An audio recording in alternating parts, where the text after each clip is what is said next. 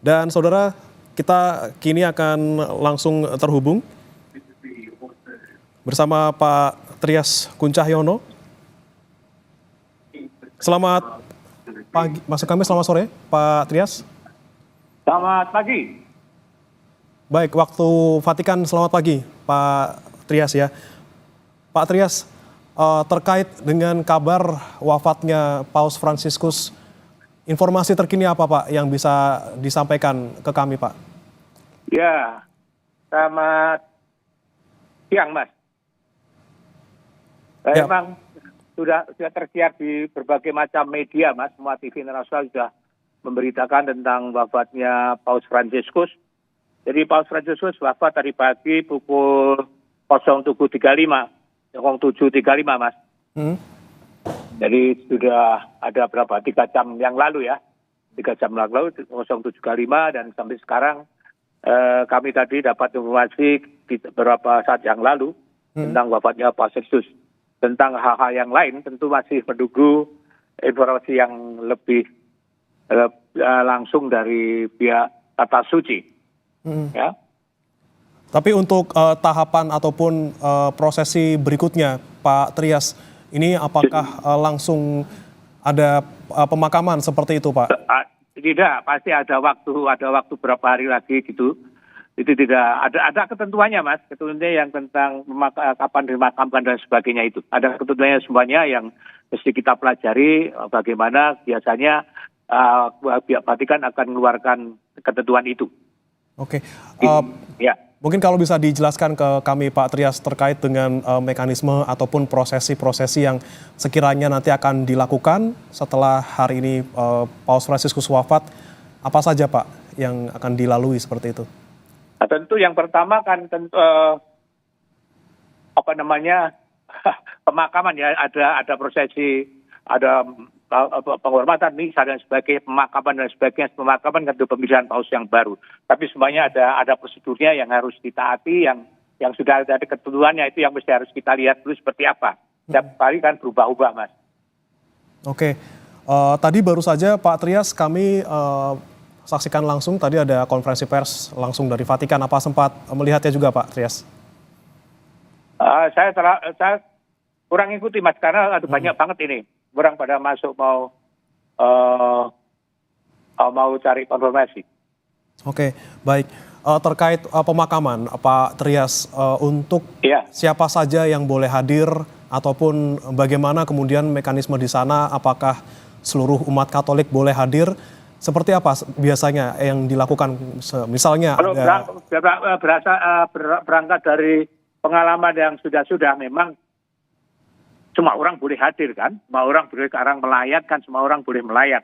Itu kan biasa melayat, biasanya ya di lapangan Santo Petrus sana.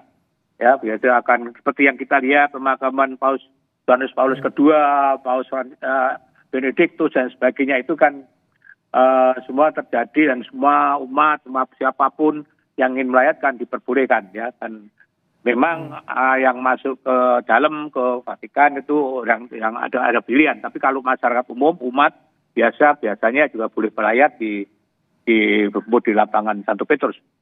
Oke, Pak Trias, ini kami juga dapatkan informasi bahwa kemungkinan nanti pemakaman paus ini tidak dilakukan secara rumit seperti paus-paus sebelumnya, dan dikabarkan juga akan ada beberapa tradisi-tradisi yang dibatalkan. Kemudian ada juga informasi yang menyebutkan Paus Fransiskus ini menjadi paus pertama yang dalam lebih dari 1 abad ini dimakamkan di luar Vatikan. Kalau dari informasi di sana seperti apa Pak Trias? Ya itu tadi yang awal mula saya sampaikan, kita mesti menunggu penjelasan langsung informasi yang dari pihak Tata Suci.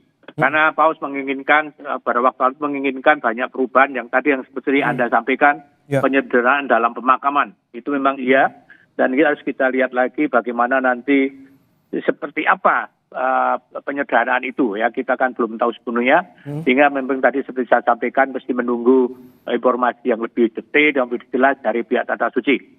Dan memang Paus sendiri sudah menyatakan beberapa waktu yang lalu tidak ingin dimakamkan di makam bawah Basilika Santo Petrus. Tapi Paus menginginkan untuk dimakamkan di Basilika Maria Maggiore, juga ada di Roma. Ya, di situ ada jumlah Paus yang ada juga 7 Paus yang ada dimakamkan di situ. Oke, Pak. Jadi ini memang tadi Anda sampaikan sudah 100 mungkin 1 abad terakhir ini memang Paus yang pertama yang dimakamkan di luar Basilika Vatikan. Itu memang tinggal Paus tadi saya sampaikan untuk dimakamkan di Basilika Santa Maria Maggiore. Baik. Pak Trias, Ya. tentunya kabar ini sangat mengejutkan karena baru kemarin Paus hadir langsung di Misa Paskah di Vatikan. Nah, terkait dengan kemarin Pak Trias, ketika mungkin Anda juga sempat menyaksikan di sana, bagaimana sebenarnya kondisi Paus Fransiskus di hari Paskah minggu kemarin, Pak? Ya, Mas, memang puji Tuhan saya kemarin ada di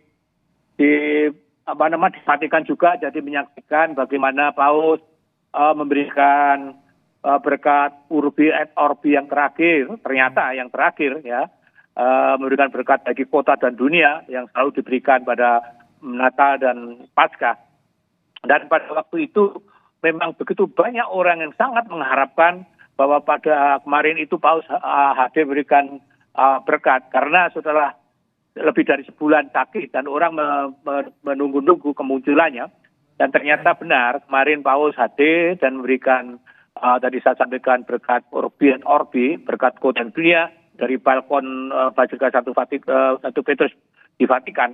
Tapi tidak seperti biasanya, Paus tidak berpidato atau menyampaikan homili, menyampaikan khotbah, memberikan pesan-pesan Paskah seperti sebelum-sebelumnya. Pesannya dibacakan oleh seorang uskup agung di situ. Jadi Paus duduk di sampingnya dengan kondisi yang memang habis sakit.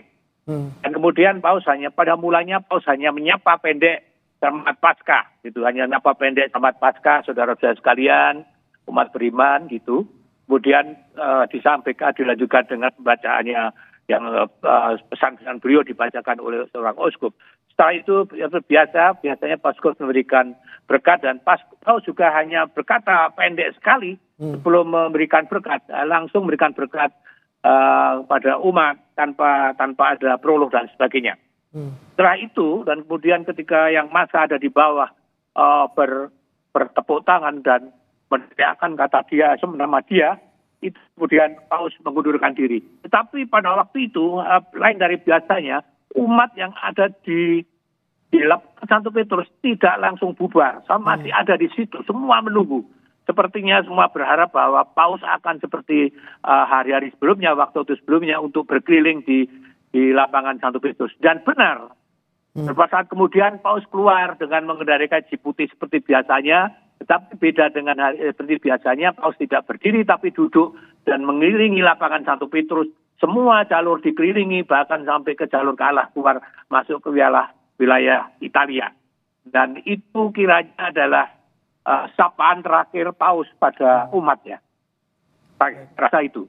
Sapaan terakhir untuk umat Katolik di sana. Pak Trias, terkait dengan prosesi setelah ini, Pak, itu biasanya untuk perkabungan, itu akan berapa lama dan sampai kapan kira-kira, Pak? Mas, saya masih belum tahu persis, Mas, karena masih menunggu informasi resmi dari pihak Tata Suci. Ya, karena itu mereka yang akan menentukan selanjutnya, Mas. Nanti bisa dikontak lagi. Baik. Pak Trias, ini kan kemarin juga Paus Fransiskus juga sempat menyampaikan pesan yang cukup mendalam terkait dengan perdamaian di dunia, terutama di wilayah Gaza. Bagaimana kemudian Pak Trias menyikapinya, Pak, terkait dengan pesan ini? Ini pesan terakhir juga sebelum Paus berpulang, seperti itu. Memang seperti biasanya ketika memberikan berkat et Urbi et Orbi, itu Paus selalu menyampaikan pidatonya, khotbahnya, dan itu selalu bicara tentang perdamaian dan moral. Yang disorotan kemarin memang konflik di Timur Tengah, di Gaza, Palestina, di Gaza, kemudian di Ukraina, dan sebelah negara di Afrika. Itu yang menjadi concern Paus selama ini. Karena kita tahu itu, Paus sangat concern terhadap perdamaian, dan itulah misi utamanya, mengupayakan perdamaian dunia. Kita tidak habis-habis terus selalu meneriakkan, mengimbu, mendorong semua pihak untuk berdamai, seperti yang sekarang terjadi di Timur Tengah, kemudian di Ukraina. Paus di Ukraina juga terus berkali mengutus Kardinal Parolin dan yang lainnya di Timur Tengah juga demikian. Kemarin juga bicara soal itu, bicara soal umat Katolik di Gaza, menyerukan perdamaian. Kita tahu bahwa setelah serangan 7 Oktober yang tahun lalu, itu yang pemimpin pertama yang pertama kali menyerukan senjata-senjata adalah Paus. Paus yang menyerukan senjata-senjata dan terus kemudian juga mengecam serangan itu. Dan saya kira itu menjadi concern utama Paus untuk mengupayakan perdamaian. Itu, Mas. Pesan-pesan perdamaian terus disampaikan oleh Paus semasa hidupnya ya, Pak Trias ya. Pak Trias. Iya, Mas. Iya, Mas. Itu memang misi beliau untuk membawa perdamaian dunia, Mas. Oke. Sesuai dengan namanya Francis Assisi, ya kan, membawa perdamaian dunia. Kita tahu kisahnya. Ya, Mas. Baik, Pak Trias, tentunya dengan berpulangnya Paus Fransiskus harus ada paus yang akan dipilih selanjutnya seperti itu. Nah, terkait dengan pemilihan paus seperti itu, Pak Trias, bagaimana yang biasa dilakukan sebelumnya ketika ada paus yang mengundurkan diri ataupun meninggal dunia, dan ketika pemilihan tersebut apakah dari perwakilan Indonesia nanti juga akan turut hadir seperti itu, Pak? Jadi setiap namanya didatangkan kursi itu kosong, entah itu paus meninggal dunia atau mengundurkan diri seperti Paus Benediktus XVI yang lain, tentu kemudian akan dipilih seorang pemimpin umat Katolik yang baru, seorang paus baru, seorang uskup yang baru. Jadi itu prosedurnya sudah ada jelas, itu kan ada aturan hukumnya dan sebagainya. Tapi tentu saya tidak hafal. Ya, ada aturan hukumnya, ada sebagainya. Yang saya tahu yang berhak untuk memilih dan dipilih adalah para kardinal di seluruh dunia yang umurnya di bawah 80 tahun. Jadi yang punya hak pilih dan dipilih adalah semua kardinal yang umurnya di bawah 80 tahun. Jadi kan umurnya sudah 81, lebih dari 80 tentu tidak punya hak untuk pilih dan dipilih. Jadi kalau dikatakan apakah Indonesia punya seorang kardinal. Ada 2 kardinal, satu kardinal Darmoatmojo dan kemudian kardinal Justinus Kardinal Ignatius Suharyo. Ya, ada Kardinal Suharyo dan Darmoatmojo. Tapi kita tahu bahwa Kardinal Darmoatmojo sudah lebih dari 80 dan Kardinal Ignatius Suharyo masih tahun ini kalau nggak salah 75 tahun. Jadi Kardinal Ignatius Suharyo tentu punya hak pilih dan dipilih. Ya, apakah Kardinal Suharyo akan berangkat ikut konsili untuk konklav? Saya tidak tahu. Itu yang tahu Anda bisa tanya kepada Kardinal Suharyo. Oke, berarti belum ada kabar ya Pak ya, Kardinal Suharyo akan ke Vatikan, Pak? Belum. Silakan Anda Kompas TV bertanya kepada Kardinal Suharyo. Saya belum kontak pada Kardinal Suharyo.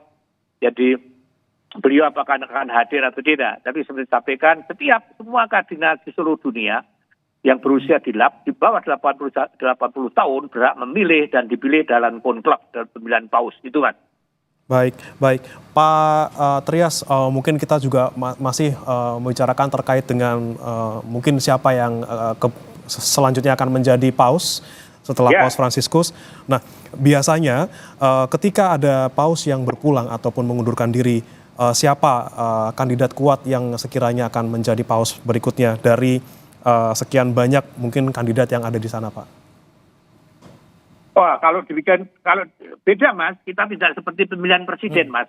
Jadi siapa yang kuat, siapa yang lemah, tidak ada. Semua punya potensi untuk jadi paus. Jadi, semua punya potensi dan dikatakan bahwa paus, istilahnya Papa Billy, semua ada berpeluang jadi paus. Memang kemudian media biasanya memberitakan siapa yang berpeluang dan sebagainya. Itu analisa yang beredar. Yang kalau saya katakan siapa yang kuat, saya tidak tahu, Mas. Iya. Tentunya itu nanti akan tergantung di sana ya Pak ya, di Basilika. Iya. Karena semua punya, tadi saya sampaikan semua hak pilih dan dipilih ya. Maka saya sampaikan sangat berbeda dengan pemilihan pemimpin negara ya, pemimpin negara yang umum dimanapun berada. Ini berbeda sekali dengan yang ada di pemilihan seorang paus karena dia pemimpin agama atau suci dan sangat berbeda. Ya, dan ini prosedurnya berbeda, cara milih berbeda, tidak ada kampanye, tidak ada yang dikampanyekan, tidak ada yang mengkampanyekan diri, tidak ada yang mencalonkan, tidak ada yang dicalonkan, itu prosedur seperti itu. Oke. Kira-kira seperti itu, Mas. Baik.